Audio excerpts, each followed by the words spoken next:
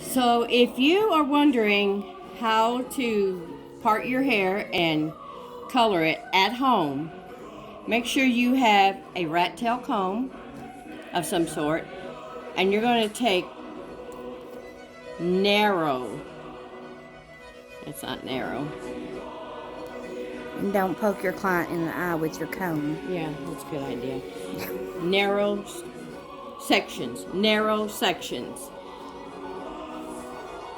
because you want to get all of the hair. And we're going really red with this, so I'm trying not to get it on the scalp, but I mean, it just happens. So I'm going to comb it towards the scalp to get that part of the root of it, because we want to make sure we get the root, but we don't want to have a red scalp. I think it's just going to be inevitable to get some on there.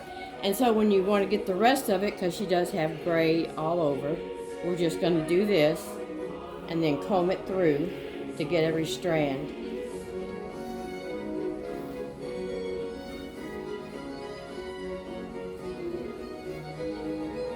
See, you're just inevitably in these spots here, you're going to get... It's a good thing I have that stuff on my face. Yeah. I did put some Pond's cold cream around her face and on her ears to kind of protect them.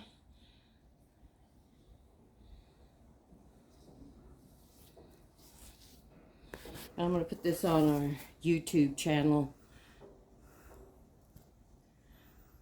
So, Hair Buddha can comment on it. You hear that, Hair Buddha? I had some very good teachers. All three of them were licensed cosmetologists, and they all taught me very well, so I could do my own hair.